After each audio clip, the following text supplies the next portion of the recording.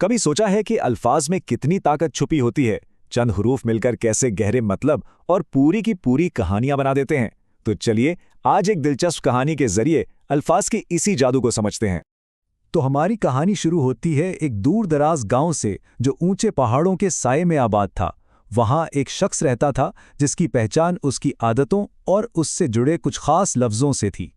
गांव के लोग इस शख्स को बयान करने के लिए कुछ खास अल्फाज इस्तेमाल करते थे। ये सिर्फ अल्फाज नहीं थे, बल्कि उसकी पूरी शख्सियत का आईना थे। पहला लफ्ज था सहरखेज। इसका मतलब सिर्फ ये नहीं कि वो जल्दी उठता था, नहीं, बल्कि जब सारा गांव सो रहा होता था, वो दिन का आगाज कर चुका होता था, सूरज की पहली किरण से भी पहले। इसे निडर भी कहा जाता था, मतलब किसी भी खतरे से टकरा जाने वाला। गांव में कोई भी मुश्किल आए, वो हमेशा सबसे आगे खड़ा होता, बगैर किसी खौफ के। और तीसरा लफ्ज था हक गो, मतलब इसकी जबान से निकलने वाली बात हमेशा सच और खरी होती, चाहे किसी को अच्छी लगे या बुरी। तो सवाल ये उठता है कि भाई इन लफ्जों में आखिर ऐसी क्या खास बात है? ये ताकत आती कहां से? ये सिर्फ हुरूफ तो नहीं है ना?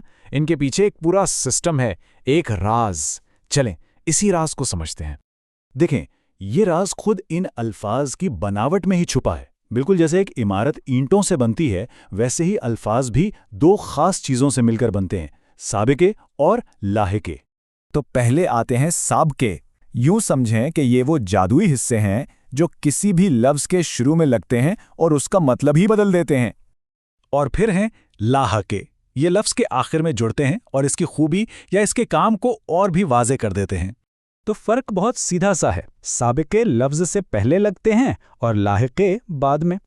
एक शुरू को बदलता है, दूसरा आखिर को, और इन दोनों के मिलने से ही जुबान में नए नए मायने पैदा होते हैं। अच्छा, अब जरा मिसालों से समझते हैं कि ये साबिके काम कैसे करते हैं। और मजे की बात यह है कि हम अपनी कहानी वाले अल्फाज ही इस्तेमाल करेंगे।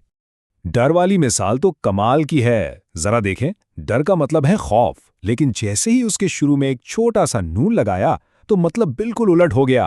खौफ से सीधा बेखौफी तक का सफर। यही तो जादू है साबिकों का। चलें जी, अब बात करते हैं लाहकों की और देखते हैं कि ये कैसे लफ्जों में जान डालते हैं।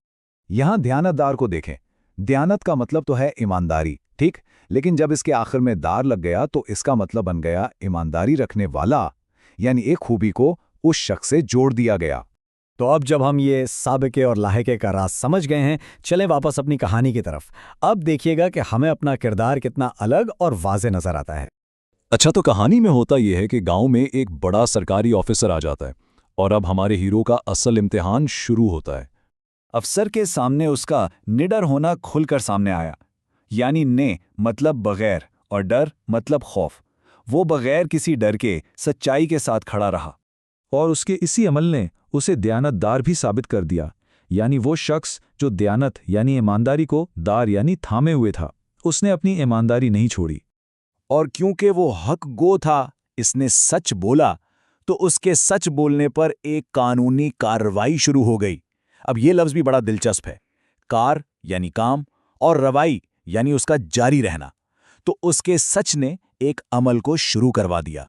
तो ये हमने देखा कि कैसे सिर्फ चंद लफ्जों के टुकड़ों यानी साबिकों और लाहिकों को समझकर ना सिर्फ अल्फाज के मायने पता चलते हैं, बल्कि पूरी कहानी और उसके किरदार की शख्सियत की गहराई भी समझ में आ जाती है।